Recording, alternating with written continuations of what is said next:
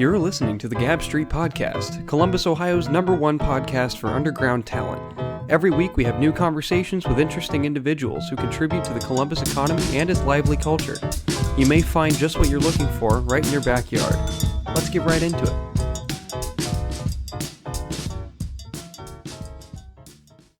Yeah, I think 2 summers ago, was it? Or was it last summer that we did the MCU marathon? Yeah. Where I had like 8 people in my basement for 4 or 5 days in a row. Yeah. For 12 hours each day, and we just watched all 22 movies. That's fucking sick. It was awesome. Yeah. I mean, you can attest to it. Yeah, You were there for a little bit. Yeah. But we had people just like coming in and out, like party atmosphere. We had a huge cooler full of sodas and tons of snacks laying around. It was like bring your own seat too. Like it was. Yeah, that makes it even better because if somebody's got like a really comfortable gaming chair, they can just fucking get into it. You know? Exactly. Yeah. Man, those are the times, man. Yeah. That was crazy. That was when you could have 25 people in your basement. It didn't matter. Now you'd be shut down. Exactly. Yeah. They'd be coming for you. Like now, the police would literally stop a party without alcohol. Yeah. You know what I mean? They might be looking for it more so. Yeah. Like you might be better off being 18 years old and having 40s with the boys on the porch. Yeah. You know? Like Hank Hill. Yeah. Yep. Mm-hmm. Dangle. I just started watching King of the Hill again. Really? Yeah, it's on Hulu. Yeah. We were watching We went over to our buddy Linus's house, and that's like all we do there anymore. We just go there and watch King of the Hill. It's great, all the man. time. Yeah. It's amazing because it feels like it's not supposed to be funny. Yeah. No, it's not. It's Hank's a just very boring. dry dude. Yeah. Yeah. Yeah. But then you think of the characters that are around Hank that drive Hank insane. And that's what really makes the show. Like Dale. Dale's fucking hilarious. I love him, man. I wish that King of the Hill could write an episode about the coronavirus. When did it get canceled? Or not canceled? Oh, it's been canceled since like 2009. Well, yeah, it ended in like 2009. But if you were to able to bring back King of the Hill for like a pandemic special, that would be amazing, dude. Yeah, because you know Dale's not wearing a mask, or he's wearing a hazmat suit. Yeah. He's going either one way or the other. Boomhauer would be the guy that is trying to do his best, but would still have chicks over. Yeah. And then Hank would be pissed off about both sides of the spectrum, no doubt. And Bill would probably just cry. Yeah. Bill would probably just Something's going to make Bill cry, no doubt. Now, Bobby, we can only have 6 people at a time in the propane store. Thanks, Bobby. Dad, I made a sale. What did I tell you about not wearing a mask, Dad? There's no way Luann she puts the mask on wrong for sure. Yeah, she got the nose showing. Yeah, she's definitely got the nose nose showing. Yeah. I can't. I can't breathe. How am I supposed to breathe, Uncle Hank? Dang it, Luann. Have you considered a career as an impressionist? Oh, man. I tell you what. I thought about it, but I feel like I'm good until it's time to do it on stage. It's funny you say that. Because, those early bits that I would do, year 1, year 2 stuff, year 3, I would try to mix in impressions, but for me, I just couldn't think of a natural way to do it. Really? And it also sounded weird when I'd be on stage. I don't know if my nerves just fucked up my voice or what. And, but like, yeah, it just didn't feel right to do impressions in my act. But I love doing them fucking around. And I feel like it makes me, the few sketches and the few improv shows that I've done, I think it's made me better in those because even if I'm not getting the impression of a character right on, I can read the character they want me to be, connect it to a character I've seen before, and kind of blend those worlds together. That's cool. Yeah. And that even brings a familiarity to the audience if they know who that Right. is. I think that's the most success I'll ever have with any kind of impression. It's just kind of using a character that somebody wants me to be and then blending it with a character that I already know. That's cool. Yeah. Very cool. Yeah. Well, welcome to episode 75? I don't even fucking know anymore. I don't know, man. It's What do they call the Upper 75? There's 70s, something... Yeah. Quatcentennial or something. I think I made up a word, man. I don't know. I like that word. There's something for the 75th. There's something for it. I wish I could tell you, but I'll look it up. We'll get to sure definitions later. It's not a classroom. Correct. We do a lot of learning in here, though. Yeah. That is true. There's nothing wrong with that. And you're about to learn that today's episode's guest is Ty Moore. Say what's up. What's up, y'all? How's everybody out there? Hopefully everybody's okay and safe and healthy. And if you can find the place to be so, I hope you're happy as well. It's a very nice message for all of them. Yeah. Yes. Today's the mask edition of Gab Street. This is actually the first time we've done it all wearing masks. Yeah. Yeah. Why not, right? Yeah, just an extra precaution. I mean, you know, they're thin enough. Everybody can hear everybody okay still. Yeah. It works out. Nothing's 100%. We're just trying to reduce what we're putting out. You know, that's Yes. I think the general idea of the mask is to reduce. You know, there's no such thing as 100% in this world, but if we can cut back on it and, you know, keep it somewhat safe. I am in a giant condom as well, so. Yeah. Yeah. We made sure we brought that in. Today's too. sponsor is Durex, so it'll most likely break halfway through the episode. Hey, nice one. Shout out Durex. For when you're in a bathroom. And you don't know what's coming next. That's a double entendre. All right. But yeah, no, thanks for having me, guys. I'll try to quit fucking around too much. No, that's all right. That's all we do on this show, pretty much. So Yeah. that works out. So, Ty, you've been doing comedy for a little bit, Yeah. correct? Yeah. I have a weird kind of comedy career in a sense that, like, first time I ever did stand-up was May of 2012. Okay. And then I didn't do stand-up again. I would write, but I didn't actually do stand-up again because of work, and I was in school at the time until February of 2013. Okay. And then again, the work and the school, but I would still write. So then it became July 2013. And then I was out of school, but I just feel like maybe I was more focused on partying still, because, like, I was the first one out of the house of guys I lived with to graduate. Not because I'm smarter, I was just older. So that's just kind of how that happened. But I still lived on campus 1 year after I had graduated because all my friends were graduating that year. So I was more focused on going out and having incredible life experiences, which I wouldn't trade for anything. I mean, while I do wish I would have hit the circuit a little harder back then, what would I have talked about if I wasn't getting blacked out of my skull like 4 nights a week, you know? Yeah. Like just hammering beers, doing what I could to have fun, nothing too illegal that I can talk about yet. The statute of limitations. You heard Cecil's episode. Shout out Cecil. But no, we had a lot of fun, and it became May of 2014. They all were out of school, so a lot of them moved out of the house, and I was like, let me try stand-up again. And I finally had a set that was worthwhile. Mm-hmm. Like, I finally got in like consistent laughs throughout a 5-minute set, and I was like, okay, if I want to do this, I should do it at least once a week. Mm-hmm.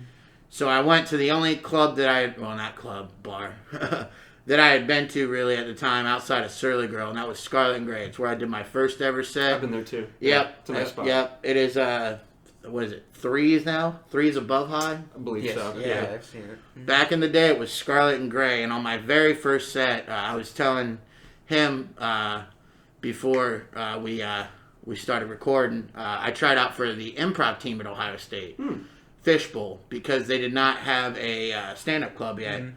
So I tried out for Fishbowl because I had always kind of been a funny kid, and I was like, let's give this a try.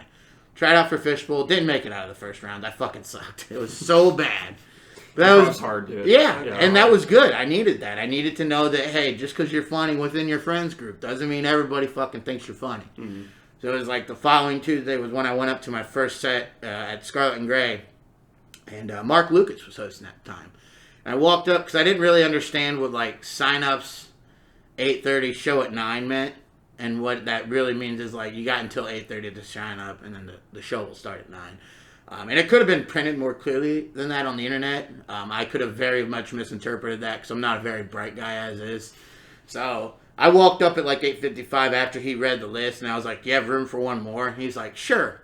So he put me on, like, 26, 27, somewhere in there. I went up at, like, literally, like, maybe 12:45, 1 in the morning. Got like 1 or 2 laughs and was finished reading off my little paper that was shaking. And it was like the 3-minute mark. And Mark was outside having a cigarette. So I was like, oh, I don't really know what to say. And back then, Scarlet and Gray, to get more people out, would have a headliner in the middle of the open mic. And it was Bob Cook. And I'll never forget, thank God he was still in there because he killed that night. Comes up on stage, sees me struggling. He's like, that's cool. Give it up for this new guy. Yeah, give it up for the new guy. And then he does the remainder of my time for me. So, yeah, I did not have enough time to fulfill my first set. But I got like 1 or 2 laughs at like 1 in the morning to a bunch of drunk people, including myself. And that was kind of cool. But like I said, I didn't really focus on comedy until May of 2014, and then I was like, let's go once a week, and then it gradually went to twice a week, and then so on and so forth. Cool. Yeah, I mean, you did pretty well in your first one. It was 1 or 2 laughs as well. Yeah, I pretty much related to that experience, because like I was one of the last 2. Yeah. And like I had like 3 or 4 laughs or something like that. Or you were laughing like some of it, and then like maybe 1 other 2 people were like laughing sporadically. Right. And I went up there with my boys too. So it's like, it's cool to bring your friends, but then you get the strangers that laugh at you. And you're like, whoa, shit. All right, here we go. Yeah. There was a bit of a rush when you would hit those, right? Yeah, definitely. Yeah. Like, because like I'm used to like your laugh, and like when you see like someone else you don't know laughing your jokes, especially if they're older, it's like, fuck. Like, holy shit. Different. All right, I got a little gold there. Let's keep digging. Yeah, absolutely. Like, even if it's just 1 laugh, and like you're not getting the whole room to like go crazy, like it feels like it's something. Oh, that's a beginner. That's all you look for. It's just like, please, somebody give me something. Yeah. Something to build on. Something that lets me know that I'm not completely an idiot for doing this, So, speaking of building on material, what would you say your tuning up process is for your bits? How do you improve a bit or decide whether or not to use it again? So, in that same line of like, the times where I was doing it, few and far between, and even once a week, I did have one of my really good friends, his name is Chris, and he came out, and he came out when I was doing it every Tuesday, just once a week every Tuesday. Oh, yeah. And there was like once or twice where maybe I did the same jokes as the week before, because, that's kind of how you're supposed to do it. Yeah. Mm-hmm. Is tell the same jokes, and eventually you'll figure out how to tell them well. Yeah. But because I was only doing it once a week, he kind of, in a very polite way, was like, hey, I heard you tell that last week, and I feel like you can come up with something better.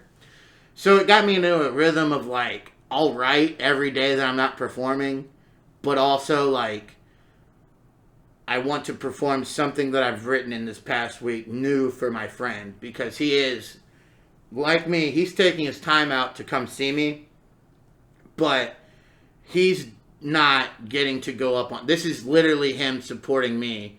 So if he has like a small request, it's not that hard for me doing a set once a week to tell him new jokes. Yeah. And I think that kind of got me in a mode of like, let's try something new as often as we can. And so I'm a little different in the sense that like I try not to repeat jokes too often. But what I will do is like, if I like, it's good though, because, and I'm basing all this again before the pandemic shut us down. Right.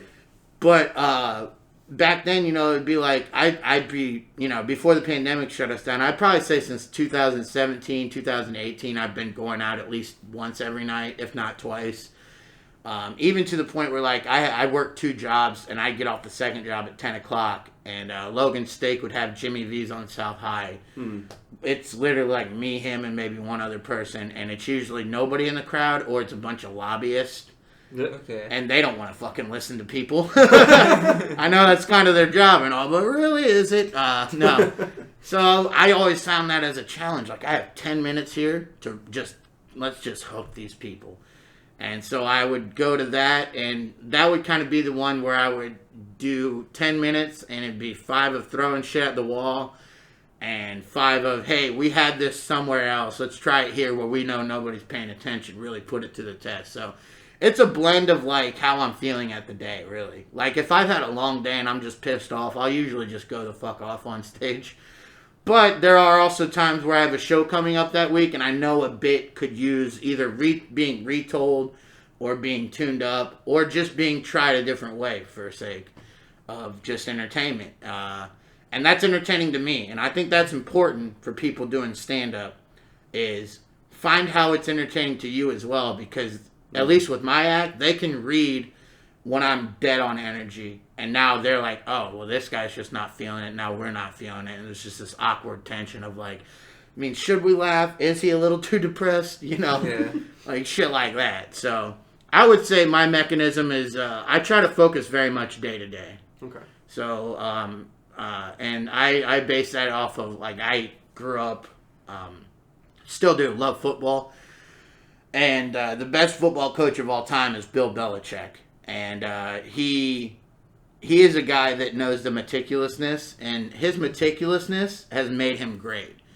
And I don't want to say that I'm the Bill Belichick of comedy because I'm some shitbag that might be able to make you laugh in 10 minutes. But my approach is that let's take this day by day. Bill Belichick knows that he's not going to win a Super Bowl if he has a bad practice on August 3rd.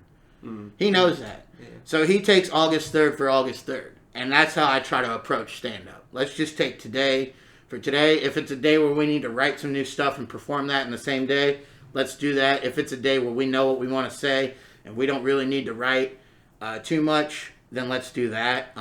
My style really, though, over the years, had become less trying to remember exactly what I wrote and more just remember the emotions that the topic makes me feel. Because then I can present better. Okay. I'm not bogged down with trying to remember every single fucking word I wrote. Which was a big problem with me early on because I actually wrote a lot back then. And I'd be stuck on like, what did I say on line 36 of this joke? God fucking damn it. And now your whole 5 minute set is shit. Whereas like if I just go like, okay, stub toe makes me want to wipe out half of society. And I go up with that. I go up with that energy, and then I can just kind of start spouting off and riffing. And I just found that usually I have more success that way. It's not necessarily a call for people to be unprepared, but it is a call for stand-up artists to live in the moment. Yeah, there's nothing wrong with that. To be dynamic, Yeah, absolutely. Just catch that vibe and go the fuck off. Sometimes that's just what you need to do. It sounds like you're a little bit of a disciple of Joey Diaz. Right? Yeah, to some extent. I haven't accidentally done meth thinking it was coke. But, no, I do. I appreciate listening to him talk about comedy. I appreciate the styles of Bill Burr. I remember I listened to Bill Burr when he was on Lance Armstrong's podcast, and he was like, I do write, but I also, my performance style is like, if you were to fall off the chair, I would just write down, fell off chair. And I'd remember that, and then it would help me kind of generate my act for the night. And, I don't know what it is about me, but I've always had better luck making people laugh with impulse over correct, written, performed, organized, structured. Like, my structure is organized chaos. Yeah. Like, there's a method to my madness, but it's also a lot of fucking madness. And, so I appreciate those types of performers, but I also appreciate the concise performers. I really do. I love, John Mulaney, Michelle Wolf, artists like that really take their time and craft their jokes, and they write, and then they rewrite, and they really focus on the structure of a joke. And you can tell, because when they go up and perform it, they know their pauses so fucking well. Yeah. Mm-hmm. Like, it's to a point where, like, you can watch, I want to say it's I'm a Nice Lady is Michelle's 2018 special. I think it's called right. Or She's a Nice Lady, something like that. I'm sorry, Michelle, I know you're listening. No, for real, she's not that far away right now. She's in Yellow Springs. Oh, for real? Yeah, she's doing that Dave Chappelle thing. Oh shit. Dave's been doing outside shows, spacing out, wearing masks and stuff. He did that one, that's right. Like a month ago. Yeah. That's on YouTube now? Yeah. I didn't know about that. Yeah, he's been doing he did the 846, which is a brilliant piece of work. Mm-hmm. But he's also been doing he's had Donnell Rawlings flew in this time around. Okay. Yeah, they do a thing outside, and Michelle's been there. I follow her IG. She's been there all summer, and they've been calling it Chappelle's Summer Camp. Hell yeah. Yeah. So. Okay. Yeah. But I want to say her. Yeah. So she's within listening range. Shout out Michelle Wolf. We got some Gab Street stickers. Come by. They'll record you. It'll be a great conversation. But but for real, you can watch people like her perform and go oh shit, she literally has she knows how long the crowd's gonna laugh at her jokes. She's so good. Yeah. And I would also put Dave Attell's kind of a hybrid of both. Oh, Yeah, man. I've heard his albums are on Spotify. He's They're, incredible. nice. Amazing. Yeah. Nice. Yeah, I've listened to Skanks for the Memories. That's Yeah. incredible. It's from '03, so the material might not be the same as today, but if you can go back to what the world was like in '03, Dave Attell hits it right on the nose, and he's kind of a hybrid where he will write a lot and perform a lot of new material, but he also makes adjustments in his act. I mean, I saw him perform in New York right before everything got shut down. Nice. Yeah, and Lucky. yeah. I mean, I was walking into a place he was walking out of. He just bought cigarettes, and I was with Kyle Dowdy, and I held the door for Dave Attell, and Kyle was like, "Is that?" And I was just like, "Don't say anything," because in my brain, like, he's getting ready for a show, and then Kyle's like, "Oh yeah, he's getting ready for a show," so we pussied out and we didn't say anything. But we got to see Dave that night, amongst a load of other good comics. Yamanika Sanders. She plays, if you watch the Jeff Ross roast of historical figures on Netflix, she plays Harriet Tubman in the roast of Abe Lincoln. And she absolutely destroys the whole show. And she destroyed that night. She closed out at the Cellar Underground. She killed. She's another good comic. But That sounds like something we need to watch. Yeah. oh yeah. Oh, man. I can't remember. It's like one of the roasts I think he does is Freddie Mercury. Nice. Yeah. I've only seen the one where he does Abe Lincoln, and John Stamos is Abe Lincoln. So Okay. yeah, a lot of good jokes there. But That sounds awesome. yeah, so I appreciate all styles of comedy, really. But my style is definitely like, let's go in there with a general idea and fucking wing it, and let's kind of mix all that together and have a lot of fun, and hopefully that will create a good performance.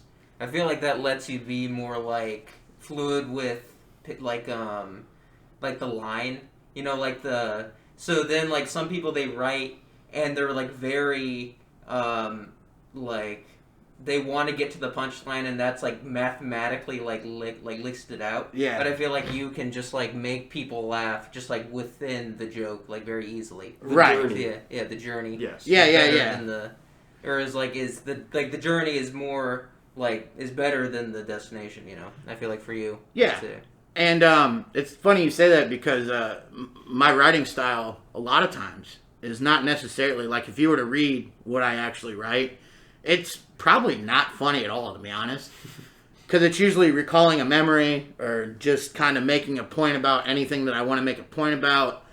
And it's a style that I had heard, not to reference him again, but like Joey Diaz had talked about, where he would like talk about, I get up and I write. Dog, I get up and I write. I smoke 10 joints. And I go right to the fucking pad, cocksucker. But, like, he talks about, like, just getting all the shit in your head to a paper. And now you've done that for the day. So it's almost like your first bomb, in a way. And so I kind of started writing like that, where it was like, I just need to write so I get the juices flowing. Everything unfunny that I think is funny can come out in this book. Nobody's ever going to read it. And now that I go on stage, it's like, all right, I've said all the unfunny shit. Now let's make everything that I just wrote about funny. Or I just wrote about something that might even be painful, and now I go up on stage and I talk about something completely unrelated just because I've done that word vomit. Yeah. So, and I think that's kind of an interesting way to write. Like you filtered it. Yeah. In a way. Like Okay. I've dumped out all the bad, and now I'm already on my second draft, even though it's my first performance. And there's this coffee shop I used to go to before everything shut down where I had to perform clean. And it was once a week every Friday. Was it Kerouac? No, but it's up in Westerville. I don't know if I want to drop the location because it's technically a music mic. Fair enough.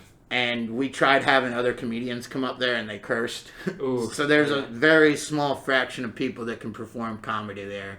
And I've been blessed to perform comedy there. Let's get Cecil on that bill. Yeah. And not tell him anything about Yeah. it. No, don't tell him. I mean, his name's Cecil. His act can't be that dirty. Half his act... He does keep it pretty clean. Now that I think about it. I'm sure he probably could if he wanted to. Yeah, he could. But there's just, so my Friday rhythm back in the day would be get out of work, go up there, grab a coffee, first half hour to hour that I'm there, I'm just writing, listening to music, drinking a coffee, getting in the zone, Then I put everything down. I talked to the people that perform there as well, musicians that perform there and all that. Brady Fulton, Marco Castro and his wife. There's Tom, can't think of his last name, but shout out Tom. Tommy No Names. Tommy No Names. But yeah, Brady Fulton's got he can play with just about anybody there, and they're all incredibly talented musicians, and it's really cool getting to talk to them too, as well as writing. So, I guess my thing is I really just gather the vibe of a place, and that helps me as well. And but yeah, just going up there, getting that word dump out, just getting those creative juices flowing, and then I'd go perform clean for 15 minutes, and I think that took me, because I had been going there since 2016, and that took me to a whole nother level, because I mean, you could probably already tell within the first 15 minutes of this podcast that I can motherfuck with the best of them. So to be put in an element of uncomfortable atmosphere, it really made me a better comic, because it's like you stripped my right hand away. It's like, or if it's Mike Tyson, you took away my left hook, but now I got to figure out how to beat you, And so without being allowed to cuss and talk too much about sex, I had to find ways to still make people laugh for 10 to 15 minutes sometimes. And that just made me a better performer, I think. And it put my brain in a whole new alley. I mean, there's been times there where literal 3-year-olds have been in the audience. So, yeah, and I've just had to find ways to make it work. And it hasn't always gone smooth, but it is for the greater good, man.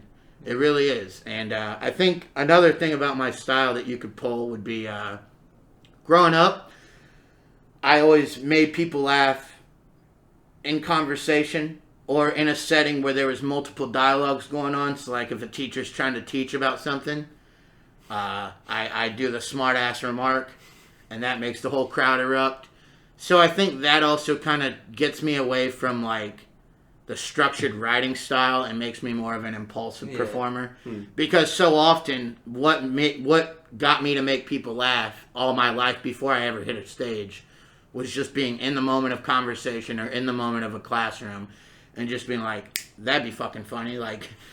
Not to be too corny, but one of my favorite things I ever did was when we were watching Beowulf my senior year of high school. And the dude started porking his sister. And I stole the line from Joe Dirt. I was like, I'm your sister. I got fucking Das Boot from the class, but everybody erupted. I'm like, thank you, good night. I'll be performing in detention all week. It's cool. Come see me. It's a free show. The only requirement is you too have to be a fuck up. So we can all do this together. But yeah, that's the gist of it, I guess. Would you say that the experience with digital comedy nowadays has been akin to the detention comedy experience? Wow. Comedians have been put in detention. Well, they have been. Maybe I'll rename the show. All of eternity, but yeah, that's kind of funny. It's kind of almost like the style. So I do a virtual mic every Friday night. I took it over from the fabulous Trudy King. Shout out Trudy. Moody Trudy's for foodies and prudies. Go find her food truck on Instagram. Tremendous sandwiches. She was doing the mic and then had some personal things come up in her life, so I took it from her. And that style I've actually kind of tried to treat more like a podcast, because there's comments, and sometimes you can riff off the comments of your live show. What are you doing it through? Is it? I do it through Facebook. Yeah, okay. It's cool. An isolated incident virtual open mic, I believe, is the title of it. But changing it to Detention with Time might be the move. That'd be kind of funny. I like both. Yeah, absolutely. I like It is kind of funny that it's an isolated incident, but it's going on for several months now. Yeah. Because nobody fucking knew how long we'd be locked down. But yeah, no, I would say that style, the way I try to approach that kind of a show, is almost more of a podcast rant format, where it's I'm just going to pick this topic and talk about it for 5 minutes. And I'll be honest, dude, I have not bombed like this since that 2014 year when I was going up once a week. Yeah. Like, it's tough to really feel like I had a good set on the virtual mic. Yeah. But it's still getting my brain churning in a fashion that makes me have to think comedically. So it's really all I have. I will say, I had one really good virtual show with Regina Wren. She's a local comic. I think I know her. Yeah. Yeah. Did she perform at that Girly Gremlin that we were at? No, I don't think she was there that night. She might have been there. I'm thinking of Bettina Hedwig. Okay, That's the person. yeah. Anyway. Regina Wren's actually been doing comedy for a long time. She moved here from China to go to school in North Carolina. Oh, shit. Yeah, and then she got married down there and has been performing down there, and then she moved up to Columbus. She did a show, and I think that if you're going to try and do a show where you want comedians to tell jokes in joke format, this is the way you do it. She has like 10 to 15 friends. She gives them all a Zoom link, and they are all trusted to just log in and laugh. Like, nobody heckles. You laugh. It's the closest thing to an actual show that I've had, virtually speaking, because there is an audience.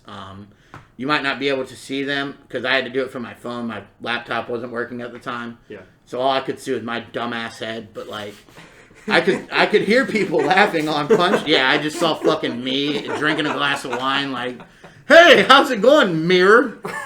But Was that self-awareness for you? yeah, I know. It's like, this is what I look like when I think I'm funny. Jesus Christ, dude. Get a fucking life. You know? Like, you never see how dumb your face is on those punchlines until it's right fucking in front of you. But, no, that was cool, though, because, like, you can hear everybody laugh. It kind of gave you time to pause. That was the best show virtually that I've done. And Was the pause from the delay on the internet, or was it actual? It was me pausing so they could laugh. For real, yeah. Like, it really, like, sounded like an audience out there. Like, I would say my line now. Yeah, there would be a little bit of a, because of the internet separation, it wasn't an immediate laugh sometimes. But also, like, you would get that laugh, and it's like, okay, this is somewhat of a fourth wall here. Like, we have a group of people that we can trust to give this Zoom link to. And they're not going to fucking heckle. They're going to keep their dogs in the other room, their kids in the other room. All we heard the whole time was laughs. I think one guy might have said something, but it also kind of went flowy with how the show was going. It all went in rhythm. So That's cool. Yeah, shout out Regina. That was a great show. I'm just imagining, like, you tell a joke, and then you're just kind of like... And you wait a second, and then because the internet delayed, you just hear like a like in the background or something. Like a little bit of buffering. like droning on. Yeah. Or it sounds super robotic or something. Yeah, the laugh sounds like Hey, Gab Street listeners. Today's episode is sponsored by the three-piece indie pop band, The Manatee Room. Their debut single, Pastel, released on all major streaming platforms on July 17th. Here's a little sample of their track, and if you want more, head to the description of this episode where you'll find a link to find the full song. The funds from this sponsorship went straight to the Columbus Creatives COVID Grant, which you will hear more about momentarily.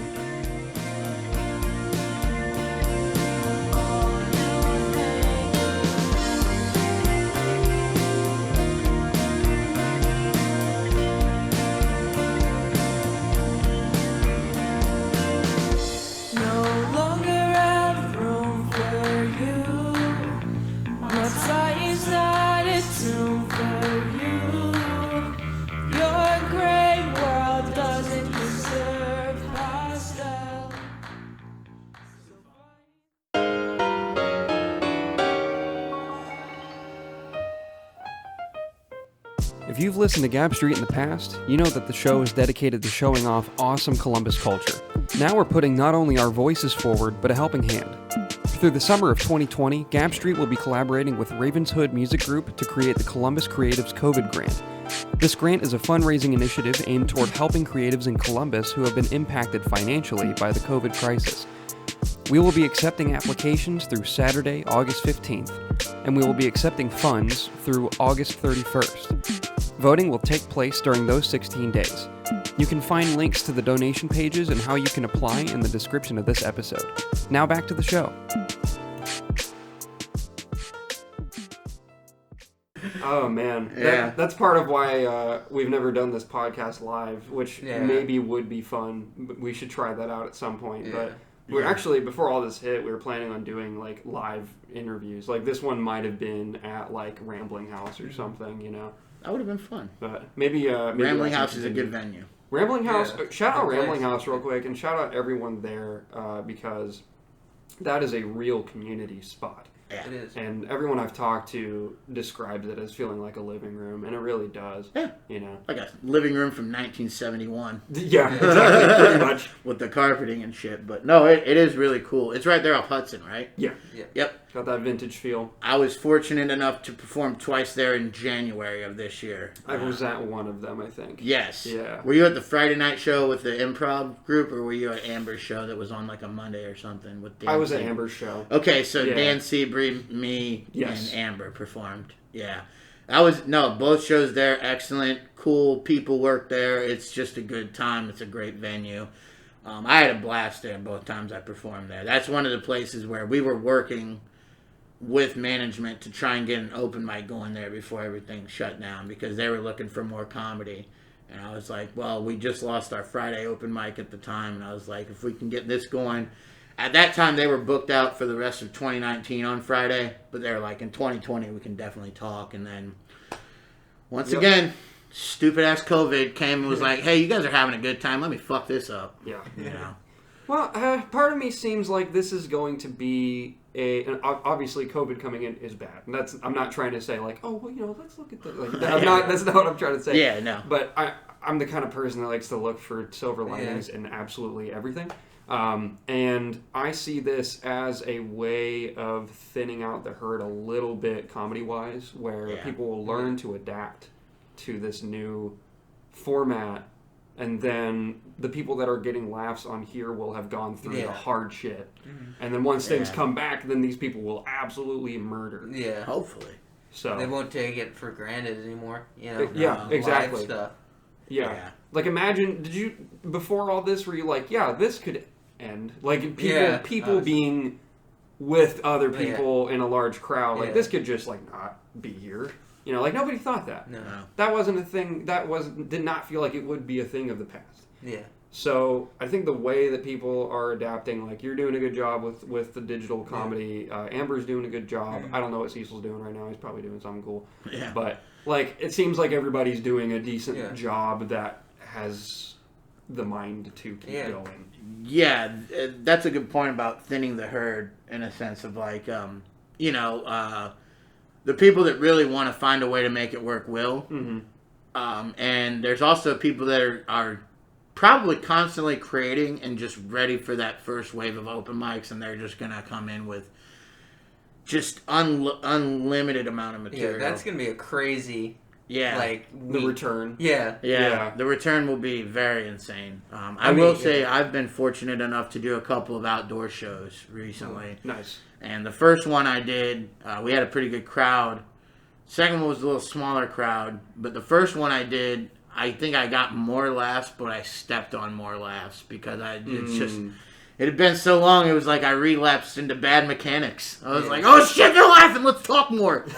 Instead of just letting it ride, you know what I mean? Like, and outdoor and comedy always have been a hard mix anyway. I don't know why, but it just traditionally is not a thing that goes over as smoothly as indoor shows. And so, but I just think that, you know, having these few outdoor shows that have happened, and we've been fortunate that the crowd isn't full of dickheads that are like, you know, totally ignoring social distance laws. Like, everybody's spaced out enough, and the people that aren't wearing masks are far enough away from everybody, and they're only with their group of people they came with. And then most people are wearing masks. I wore a mask the one time I performed. The second time I smoked a cigarette the whole time. So, you know, Jekyll and Hyde, if you will. But you know, it's...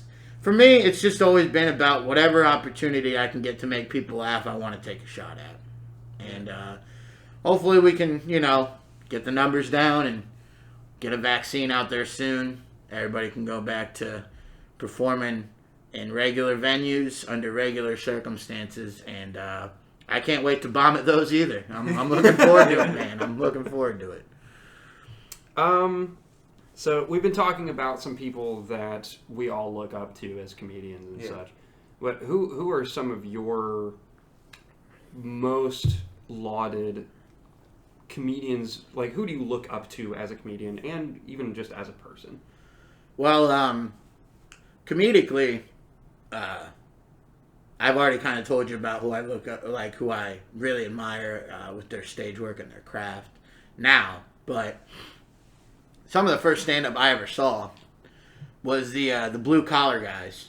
And while we can say a lot about them, they made me laugh growing up, man. I laughed my ass off. I'm related to people like that. I grew up around people like that, and it always made me laugh. Foxworthy made me laugh. I loved Larry the Cable Guy. Ron White was my favorite, and I always felt Bill Engvall deserved a little more love. But those guys were kind of the first laughs that I got as far as just strict stand-up goes growing up. Yeah. And then I obviously discovered Chappelle shortly after that, and I think he's probably my favorite ever. I mean, I love everything he's done pretty much. I'm a huge fanboy of him. I liked Carlos Mencia until everything was found out about him. I did enjoy him. What happened with him? Wow, I'm surprised you guys don't I have no idea. Wow. I don't know I can't tell if you're smiling sarcastically under the mask. I actually don't know. No, it's cool. Back in like 06 or 07, Rogan went on stage at the Comedy Store and called him out for stealing jokes. Oh. There's I a lot. vaguely remember that. Yeah, there's That's a lot of podcast. damning. Yeah, there's a lot of damning evidence against him. I'm not one to sling shit out the wall on this one, but I don't even know if that's the right, saying to use there. But I don't want to shit on a guy that's already been kicked. But there's a lot of damning evidence out there that he's stolen some pretty popular bits that have either already been told or were being told, and then he just took them. So Have there ever been any joke thieves in Columbus that you know of? not that I know of off the top of my head. I don't know of any. I've heard of a couple people having parallel thought, but it's always appeared to me that they've discussed that and kind of worked that out. I haven't come across any joke thieves in our scene, and I think that's probably because our scene is pretty tight-knit as far as, like, the majority. Yeah. Like, we're all seeing each other's acts at these open mics. Yeah. I just don't think it would fly.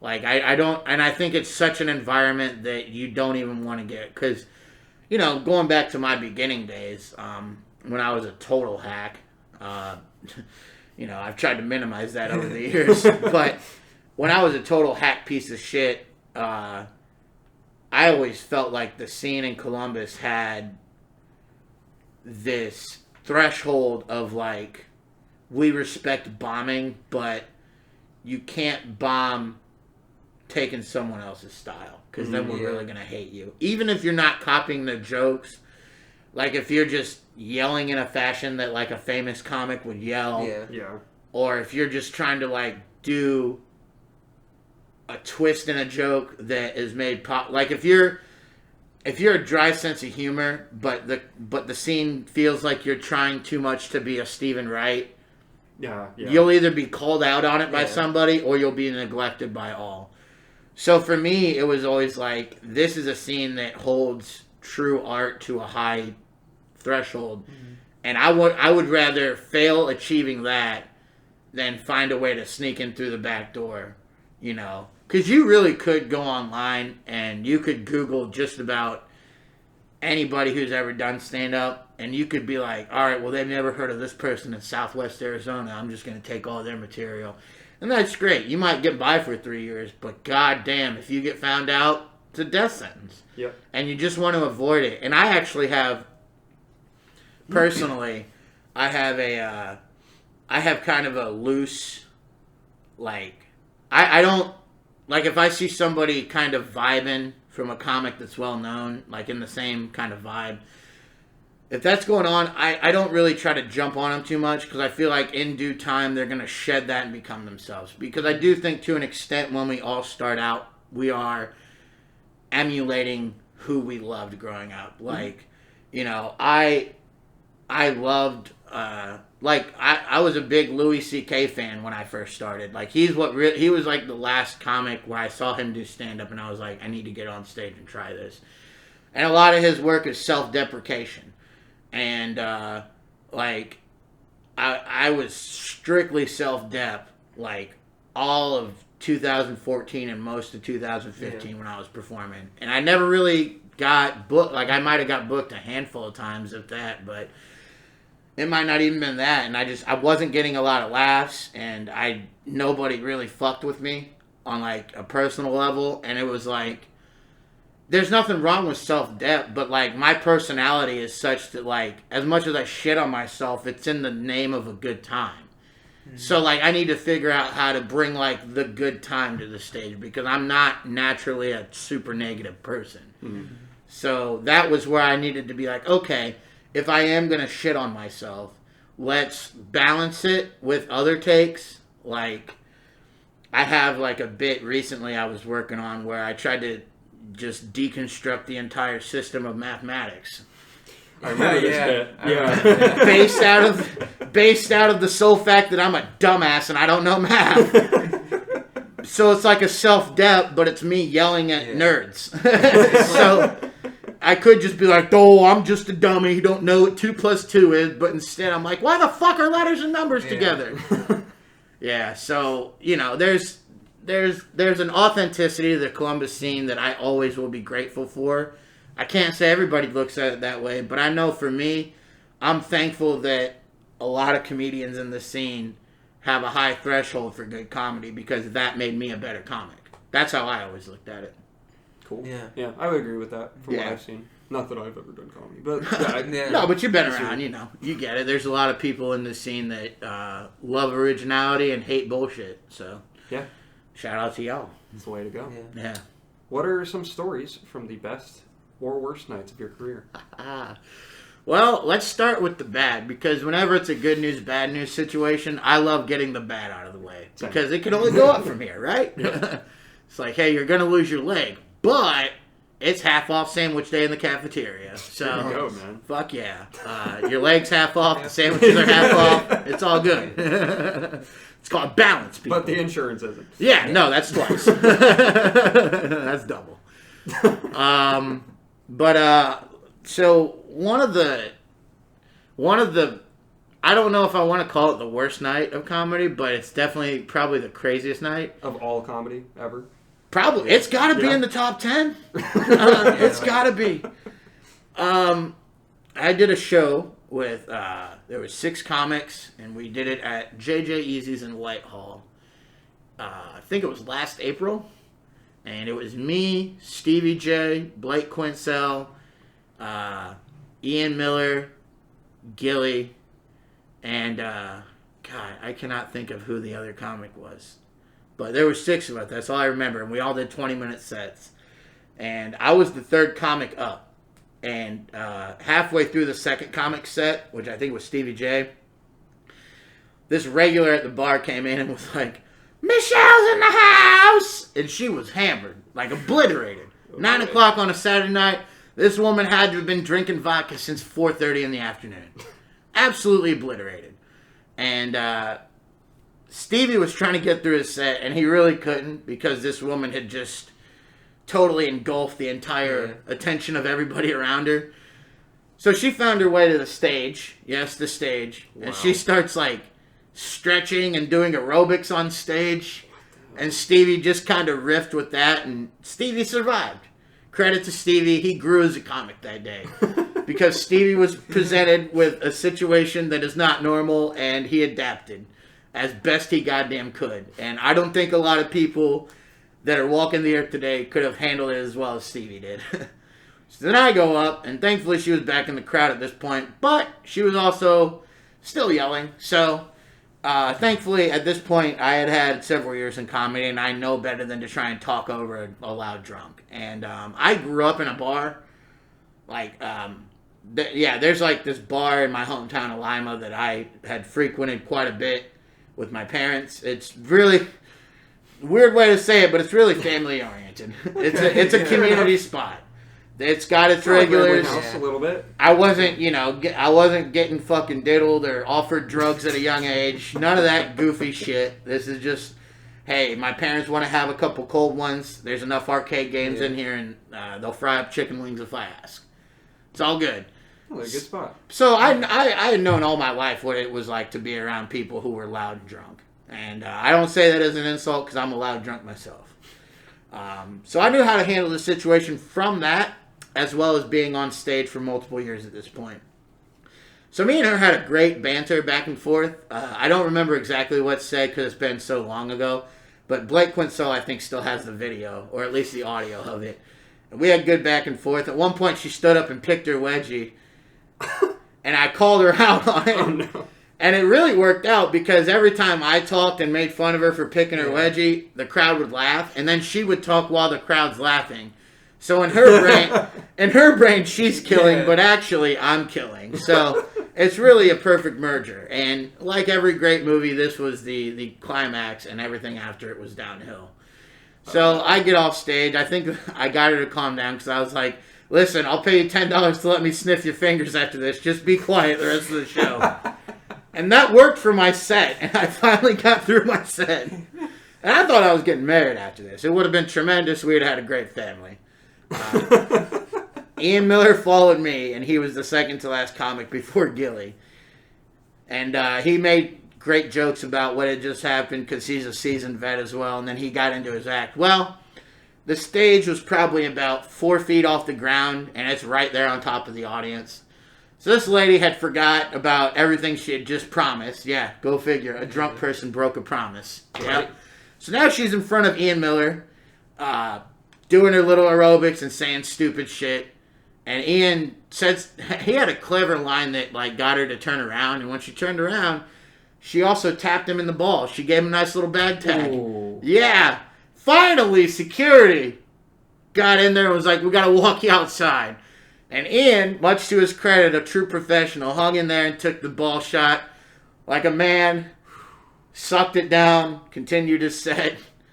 She was yelling in the back. Thankfully, JJ Easy's was big enough to where that didn't disrupt the show too much more.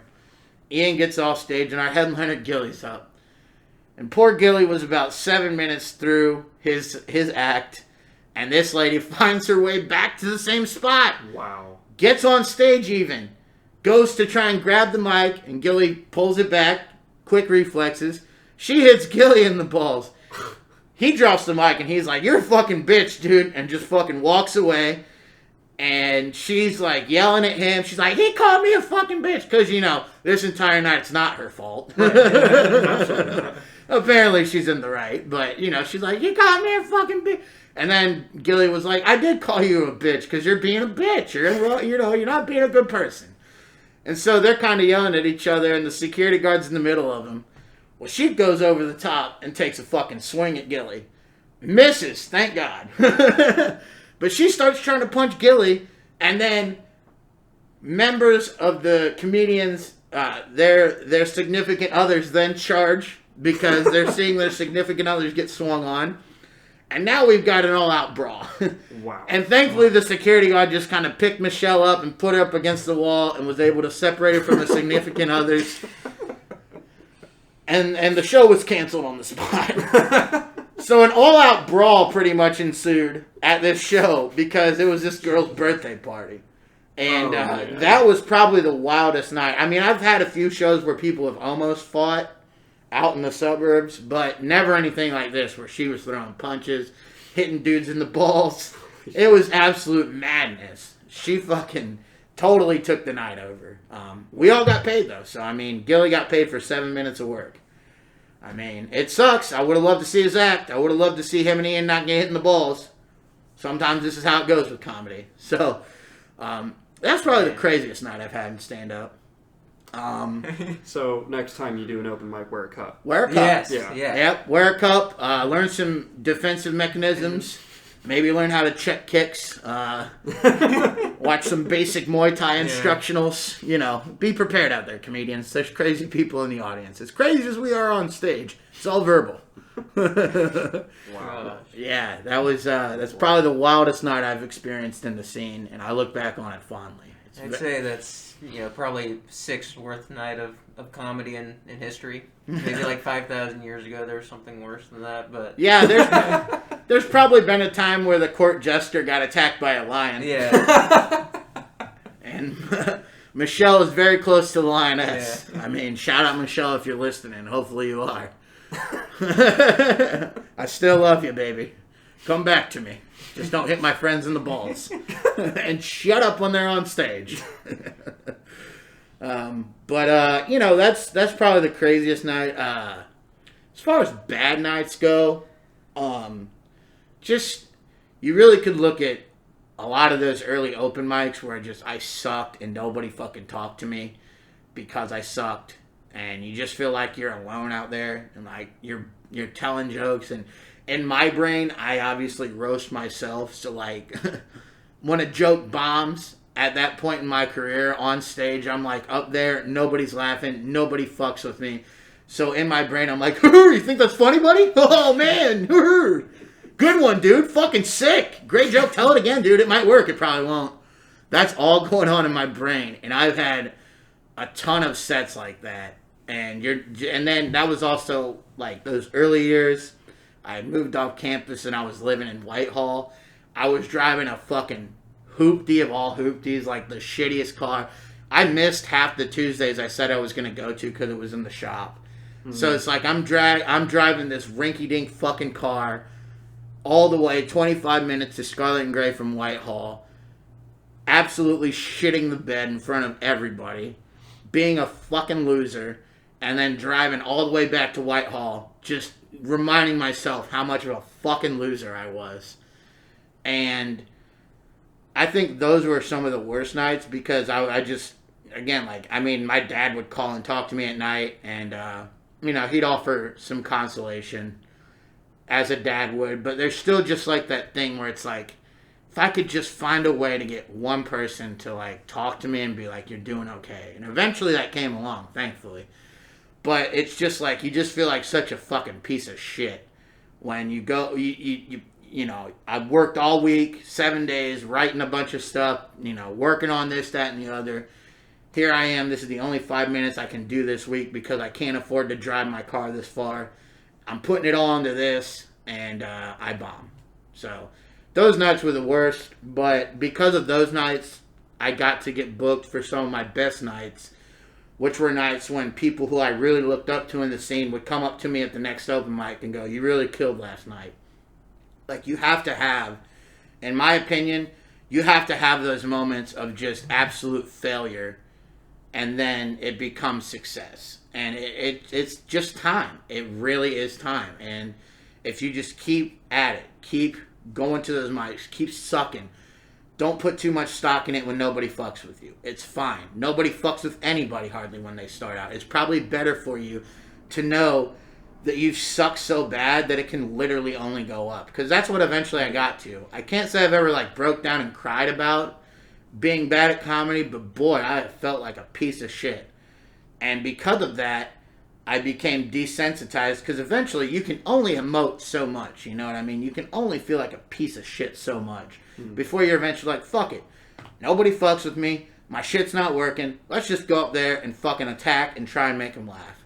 And whatever your attack is, whether it's writing better and getting more concise, or whether it's like me where you're just like, let's just take this impulse and take all that fucking frustration and let it live. Like, let's fucking let it ride, boys, Like, shoot from the hip. Let's make it happen, and we'll take the lumps along the way because we've already taken so many.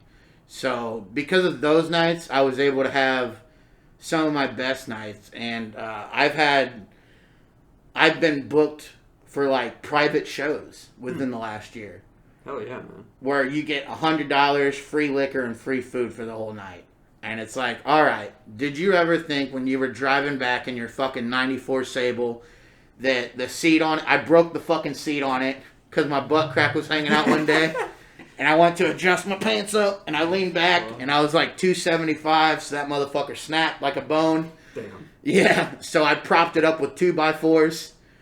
I had the brokest of the broke cars. Wow. I went from being that low to okay, all that hard work got me to getting a private gig at the Medallion Golf Club $100, performing a private show, free food and liquor. I drink Maker's Mark for free. Like, wow. And I hope that it only goes up from there when we can get back to it. Yeah. And because of all that failure, I think that when we do go back to it, there will be inevitably a learning curve because we all just had several months off. So even if we do have new stuff, it'll inevitably fail as comedy goes. That's the ebbs and flows of it. I'll be better prepared for that. Like, I bombed at open mics this year. And, hell, like I told you about the Jimmy V's mic, there's fucking lobbyists in the crowd that don't want to listen to you. If I had to put a batting average on it, I'm batting probably like .096 at Jimmy V's for success. But I'm not devastated when I drive home because, like, I know I need to go here and suck. So by the time I get to that book show on Saturday, shit's ready to rock, you know? So, all those failures, all those terrible nights, all those times of feeling fucking just alone and being like, God, you suck, dude. Just telling myself that and then eventually being like, well, you do suck, but everybody thinks you suck. So it can only go up from here. Just making that transition made comedy worth it. And I really look forward to getting back and growing as a comedian more once we can. Oh, yeah. I feel like people like to see when you get good from being really bad. Yeah. Like, that's like a really nice thing to see. Like, people actually progressing. Yeah. So. Yeah. Like, you know, you notice the people around, like the Tom Plutes and the people like that actually book shows and they start telling you nice set afterwards. And it's not like they fucking hate you and want you to fail. There's just a certain level of comedy where it's like, you can't go into it and expect to be handed everything on a silver platter. Mm-hmm. And when you earn it, I'm telling you, when you earn it, because I've truly never really asked to be booked. Every booking I've gotten in this scene has been because people have reached out to me. And knowing that I didn't have to fucking ask anybody to be booked on their show, that they saw me perform and were like, you're good enough to perform on this show, it's been absolutely like an honor. Like, I think everybody, like, I've done shows with Christine and Griffin, Christine Horvath and Griffin Browning. Mm-hmm. They've had me, I've done shows, and that's another thing, like, I've tried to do everybody's show. Like, I want to be funny to everybody. So, like, I've done her show at Shadowbox a couple times, and then I've done shows in Whitehall. Like, I've really wanted to do, because at the end of the day, I want to make everybody laugh. It doesn't matter your background. When you come to see me perform, my goal is that I make you laugh. It's not going to be deep. Don't come to me looking for anything too philosophical. Yeah. I just want you to have a good time when you're watching me laugh. And to everybody that's ever booked me, I can't thank you enough because it has once again provided me an opportunity to make people laugh. And then you might get 10, 15, 25, $50 out of it. You never know, you know? So, yeah, that's really the beauty of it, man. That's what makes all those shitty nights worth it. Dope. Yeah. That's cool. Yeah. Yeah. Explains the first 20 episodes of this show. Yeah. It applies to everything, I think. Oh, yeah. I mean, you're only going to get better as practice goes along. I mean, the first time you jack off, it's not pretty. No time you jack off is pretty, but God damn it, you eventually get a rhythm down. You stop chafing so much. And some people are more concise, and some people are you remember to lock the doors more efficiently. Yeah. You know your pauses. Yeah. Yeah, and you find out about incognito mode.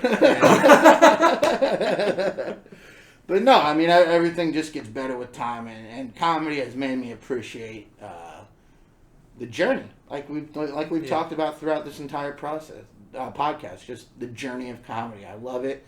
I've met some dope people along the way from all kinds of backgrounds that I never thought I'd even meet, man. Like, growing up in Lima, Ohio, to where I'm at now, if I would have told myself at 18 where I'm at now, he probably wouldn't be impressed because he was a douchebag. Like, oh, you're doing $100 shows, congrats, douchebag. But he also would have definitely taken it home and been like, you know what, that motherfucker, he's clearly been through some shit, and he's pursued it nonetheless, because, you know, there's times in your life where you try things and you just quit. Like, I was in band in 5th and 6th grade.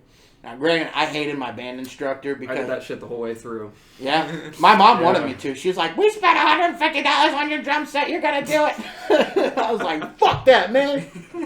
Because, I wanted to be a drummer, and, the drummers I looked up to were Travis Barker, Tommy Lee, and they're back there fucking getting in, you know what I'm saying? Yeah. Slamming on the drums. And then you go to 5th grade drums and you're learning the basics, and he's like, you got to put the pancake on it. So it mutes the drum, so it doesn't overpower the other instruments. And I remember the thing that made me want to quit, he was like, in a perfectly sounding orchestra band, you can barely hear any of the percussions. It's almost as if they're not there at all. Yep. Technically, that is a true thing, and that dude is spot on. My 5th grade band instructor, Mr. Poling, was spot on with that assessment. He knew what the fuck he was talking about. But 5th grade me took that as an insult. And I was like, man, fuck you. I ain't bringing this stupid pancake. You're going to hear these drums, motherfucker. Getting kicked out of fucking band class and shit. Ty, your drums were too loud. Please cut it out. Please remember your pancake. He just kept one because he's like, I know you're going to try and forget it, air quotes. He knew. But I still have my trombone, man. Hell yeah, dude. Still got it. I felt bad because I always laughed at the trombone and clarinet kids when they fuck up. Because they'd make a funny noise. What am I supposed to do? Oh, it's hilarious, dude. Yeah, trombone sounds like a wet fart when you mess up. Yeah, it's a slidey fart horn. It's exactly what it is. What do you want a 5th grader to do? Take it serious? You can't do that. But, yeah, man. Failing at pretty much everything else has made me really just appreciate the growth. What little I've had in comedy, man. Yeah, and I mean, from what I've seen, the best people are always like 13 fucking years in or something. Yeah. Oh, yeah. So I have so much more to go. Yeah. And I'm looking forward to it, man. And I know it sucks that, you just started right before. So it's like you just scratched the surface, and now you got this itch that you literally can't scratch because the opportunities are so limited. But, yeah, just remember that, I would say. You're going to go up there, and you're just going to eat a bag of shit. And it's not going to go well, and you're going to think it's going to go well, and it's fucking 100% not. I'll tell you another thing that you won't expect is when you start getting good, and then you do you do a 5 or 10 minute set that works all the other times, and it fucking fails. Like, I've done that too. I've had nights where I've got off stage and punched the wall because I'm like, what the fuck did I do wrong? Because here I am telling this 10-minute routine that I have done time and time again. It's always killed. And now I'm in this room and these 10 minutes fucking suck. It's like, what happened? What did I do wrong? But I try not to blame the crowd ever because to me, that would be a terrible habit to get into. Mm-hmm. If I were to start blaming the crowd ever, terrible habit to get into for me. Other people, maybe they are better than me and they can blame the crowd. Like if Hannibal Buress were to go to Cafe Kerouac and somehow bomb, I would say blame the crowd because it's Hannibal Buress. Like I'm not going to argue that. But if I were to go to Cafe Kerouac and eat a bag of shit and I start going, "You fucking crowd," like I'm not going to get any better. I just proved I'm not going to get any better. That night with Michelle, none of us blamed the crowd. We were like, this is our environment. How do we get people to laugh? Now it sucks that it got shut down, but nobody on that. Like, none of us were like, it's because of the crowd. Like, we were all like, how are we going to make this work despite this force that is out there on her birthday hammered? So. I tried watching Hannibal Buress on YouTube, and he does stand-up so slowly. Yeah. That I had to go in the video settings and speed it up to 1.5 times so that it sounded normal. Yeah. And then I found it funny. Yeah. That's interesting. I had to do it. I was like, man, you gotta... You got things to do today. Like, Hannibal, Hannibal, I love you, but I got a date in fucking 20 minutes. Finish this bit, please. But I think that's why I love Hannibal, because once again, that's a total opposite act of who I am. Like, Hannibal's very much a mellow guy. Yeah. And every now and then he'll raise up a little bit, but he's pretty mellow. Whereas, like, I go out there and it's just 10 to 15 minutes of pure insanity. The crowd and myself, we don't know where this is going. But luckily, I do have kind of a clue. Well, typically, when he's on Eric Andre's show, like, his style, most of his laughs will come from him just standing there. Yeah. Like, just doing jack shit. Yeah, absolutely. I mean, I've seen plenty of comedians go on late night shows and, like, they'll just hold and there won't be anything for 2 seconds and then the crowd laughs. Yeah. For whatever reason, sometimes just facial expressions or whatever, they just hit slower. Mm-hmm. To the crowd as they're being they're delivered slowly, and then garners a slow reaction from the crowd. And you know, that's another thing to love about comedy, man, is every time you think you got it figured out, you really don't. Mm-hmm. And it's so much bigger than one person. Yeah. Comedy is so much bigger than one person, man. And I would even say that, like, you know, in the environment that we're in now, there's an air quotes PC issue or whatever. I don't see it as necessarily a bad thing. I mean, a lot of people fucking hate, like, PC culture. They hate rage against it. But to me, it's like, it's kind of what's always been true. It's like when somebody's joking on stage or in a sketch or in a movie, you'll either find it funny or you won't.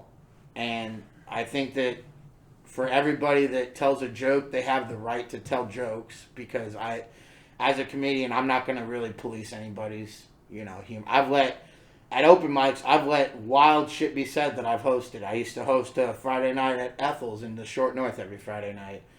And I know, like, as a comedian, whether I agree, disagree, or I'm neutral, I'm going to let you say what you want on stage. You have to deal with the repercussions off stage. If you've offended someone or whatever, I'm not going to let you get your ass beat, but if somebody's going to yell at you outside the venue because you told a terrible joke about peanut allergies, I can't stop that. But I'm also going to let you say that. And so it's like, if people get offended at jokes, I don't necessarily hate them for that, because that's their right. But there has been one comedian specifically that I remember going like, okay, we really need to say something to this guy. But he was also using, like, outright racial slurs on stage. Yeah, that's not cool. No, like, yeah, and he was like an old white dude. Great. And like, yeah, so nope, we just cannot let you do this, buddy. I'm sorry, and I'm not one to really draw the lines, because I truly believe that comedy is bigger than any one person. What you might find offensive, others will find funny, and what you might find funny, others will find offensive. That's just how it's always been, and that's how it's always going to go.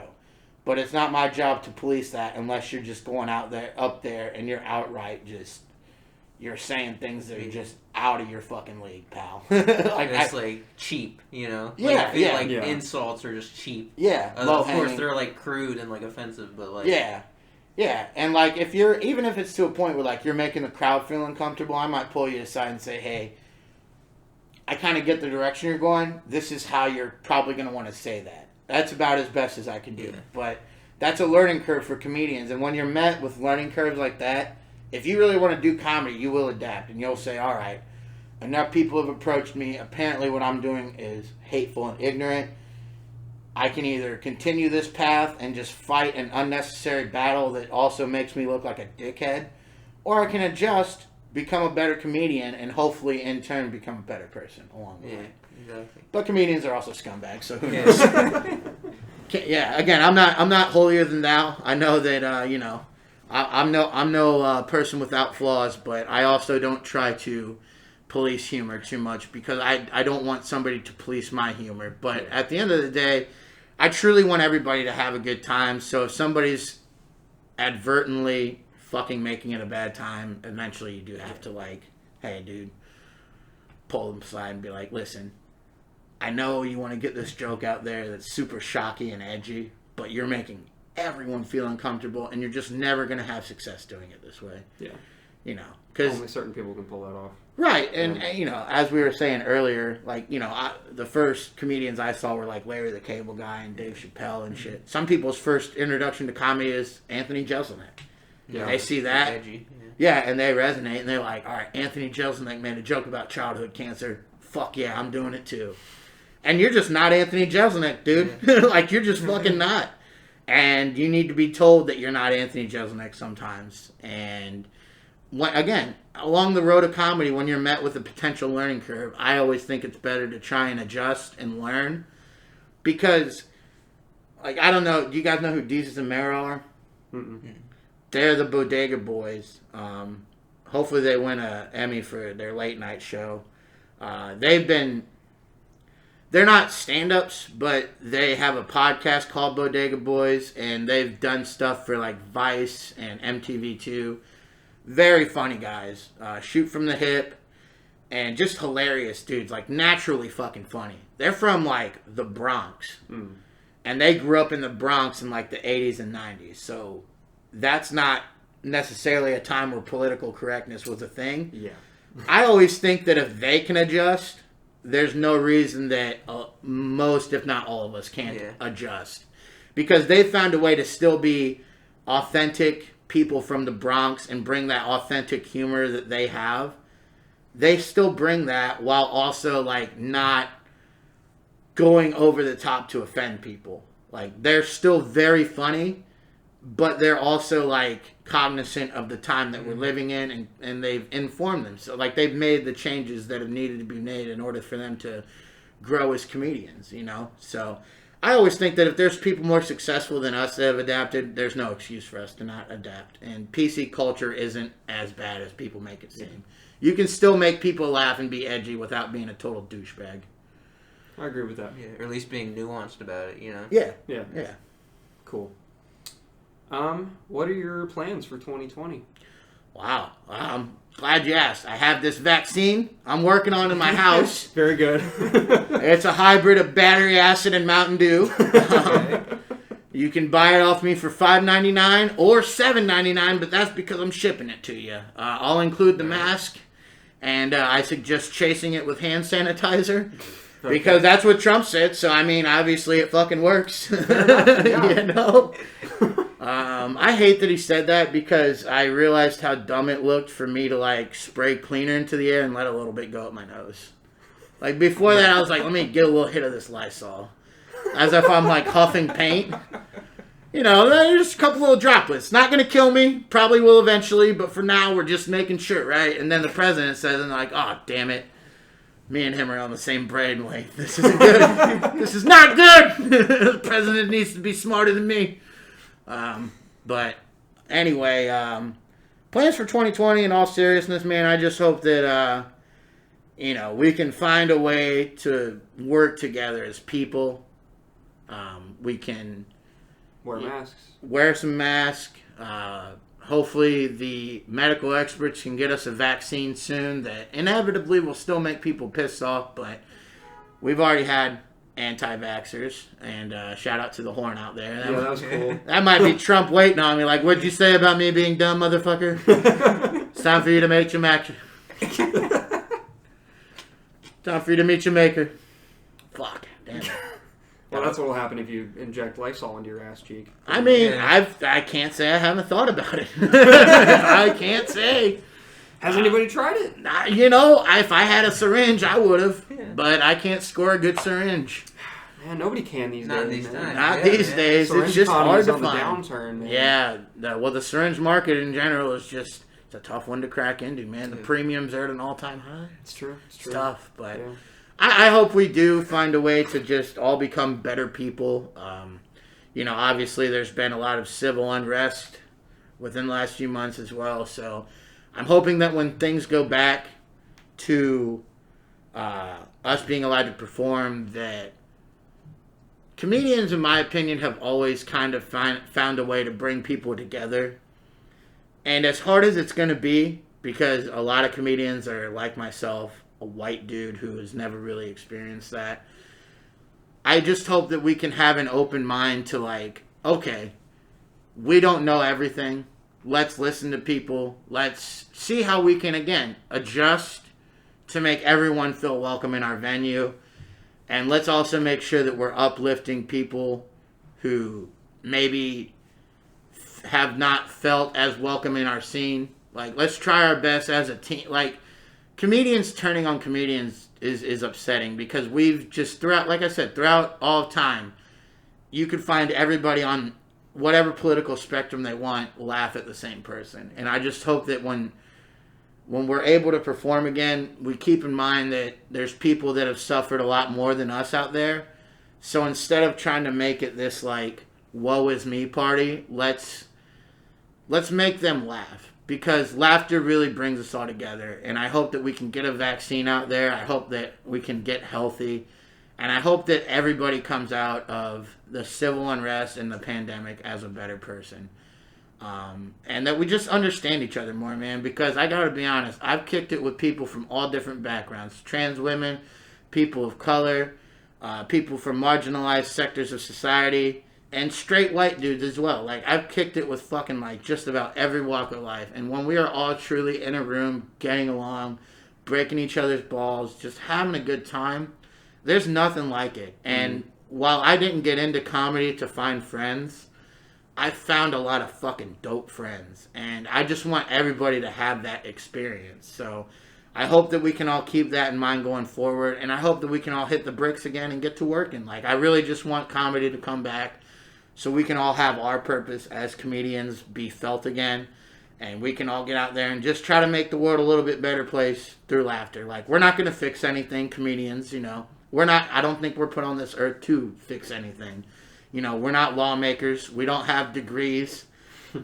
Some of us do, and for some reason they go into comedy. I don't get it. There's people that have great engineer jobs that go into comedy. I don't particularly understand it, but I just hope that, you know, at least when people come to venues where I'm at, they feel welcome and they feel like they can laugh and just leave everything at the door, man. I hope that we can get back to that, and I hope that the world becomes a better place. I know I probably sound like an oblivious asshole right now, but I can't help but just hope that we all become better and we can get a vaccine soon so you can get into comedy and you don't have to worry about people coming into your house for podcasts anymore. Exactly. Yep. Yeah.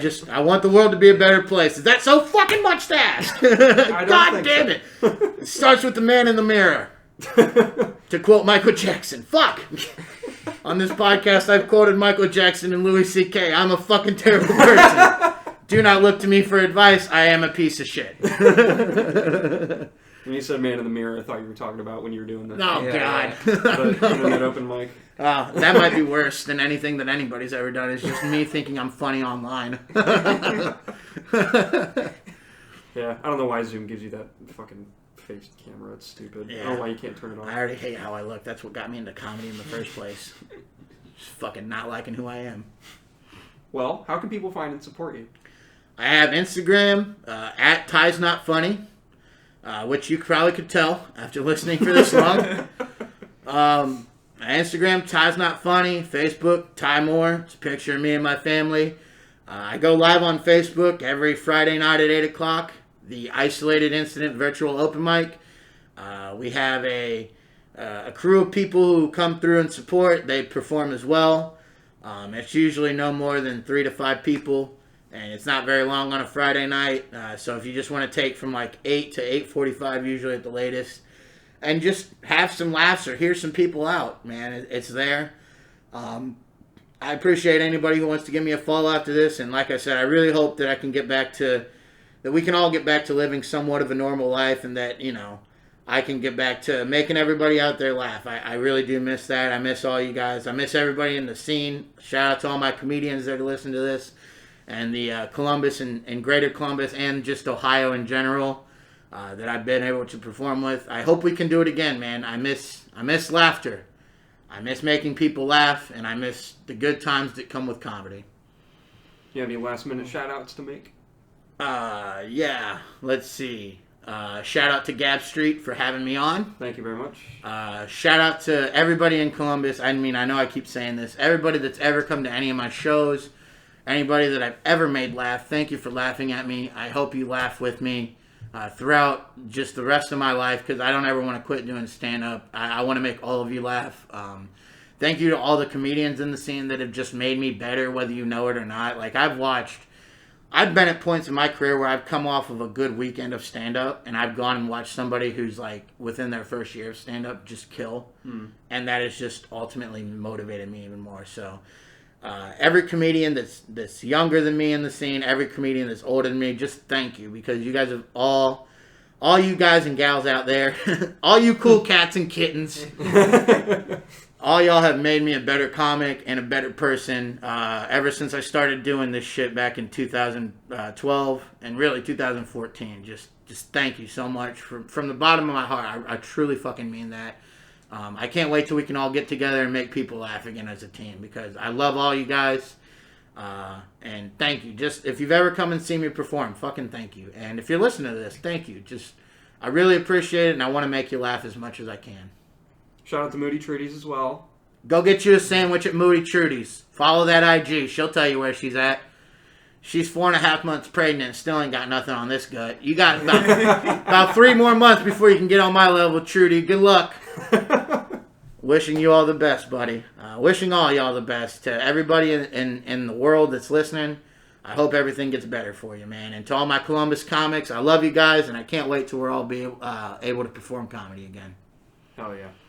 All right. Thank you for listening this week. Thank you, Ty Moore, for coming on the show. Thank you, guys. Thank you to everyone who's been donating to the CCCG, Columbus Creatives COVID Grant. As of the recording of this episode, we've hit $2,000. That means $500 is going to 4 creatives in this community. So let's keep that momentum going. We'll be back next Wednesday morning, just like every week at 6 a.m. sharp. I know that's exactly when you're listening, because you're so dedicated as a listener. And yeah, we'll catch you next week. Thank you very much. Thanks, guys. Thank you.